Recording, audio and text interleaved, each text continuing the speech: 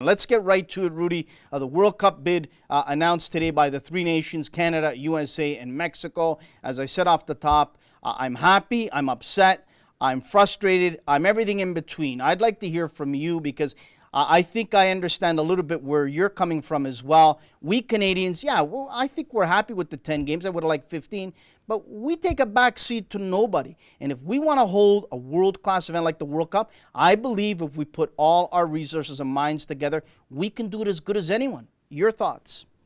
Yeah, I mean, it's kind of weird because for the past few years we heard that Canada was going to be going solo in this bid and that they didn't want to take a backseat to anybody. But then, of course, something changed, and I think the big thing that changed was, of course, that FIFA decided to go to 48 teams rather than 32. And I think the guys behind the Canadian Federation and also the Canadian government at that point decided it might have been too big of a pie to kind of chew off. You know what I'm saying? It may have been a little bit too much for them to deal with. So. I don't know if I 100% agree with that assessment, but I do understand it because I mean we're talking 48 teams and hotel rooms and whatnot. That's massive. 32 was going to be a tough challenge, one that I think we would have been up to, but 48 I think kind of threw a monkey wrench in the plans. So I still feel that we should have got more than 10. I think that might have been a little bit of a jip, but you know how the politicking goes. I don't think anything is actually decided yet until it's actually decided. So.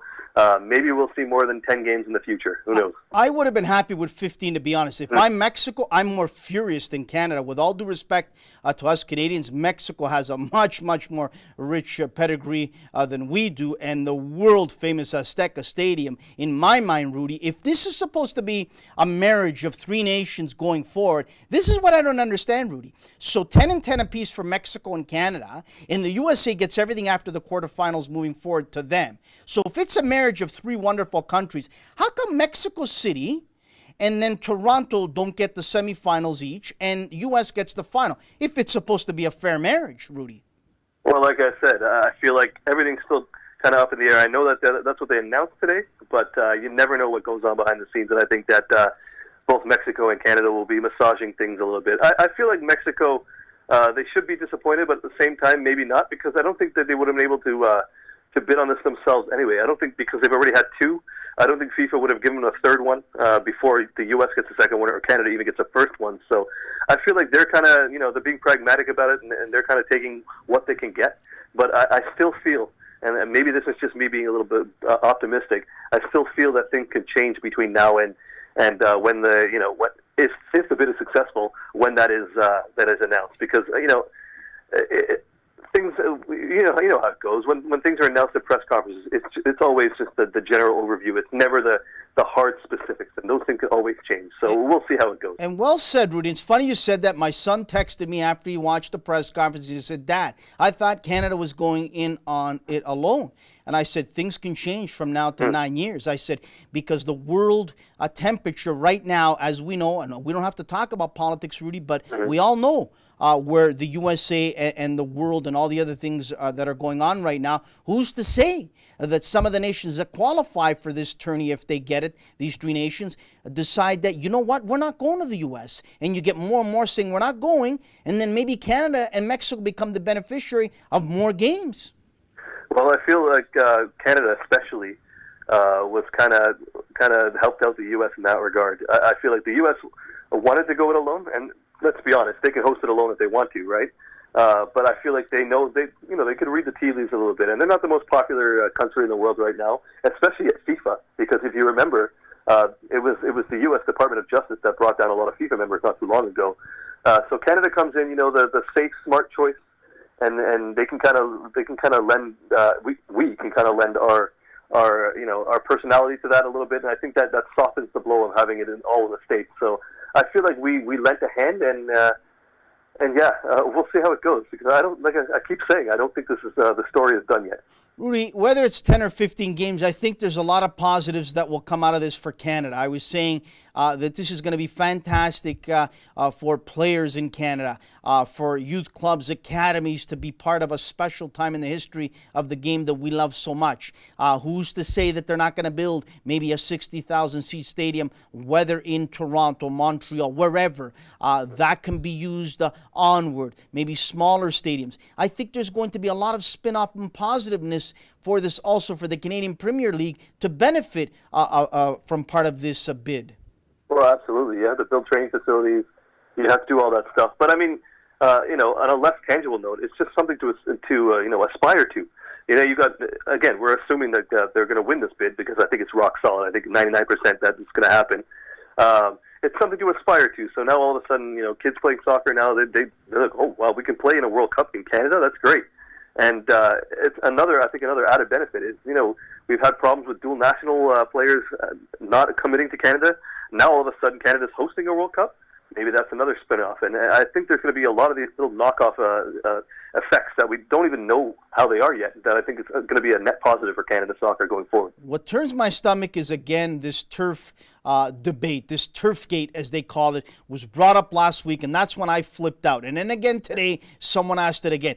It's as if we here in Canada are so, so dense and dumb upstairs here that we don't understand that the Men's World Cup is played on grass. And I would even say the women should have been all played on grass.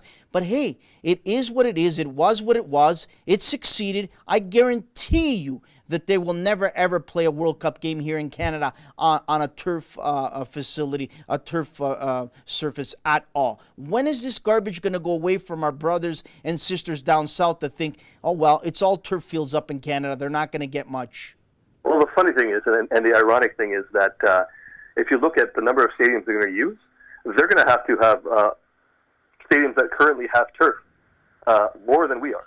So, if you look at the cities that are going to be locks, New York, Atlanta, and a bunch of other ones. I can't remember, like Dallas is another one, of course, the one that the Dallas Cowboys play in. Those are all artificial turf stadiums. Do you think those stadiums are not going to get to host? Of course they are. So they're going to lay down temporary grass, just like we're going to have to do up here.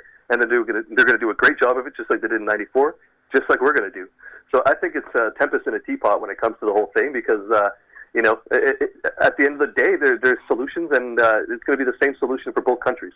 On a last note, Rudy, I'd like to get your thoughts on this, and I'm going to be very transparent and put the cards on the table. That's the way I always am.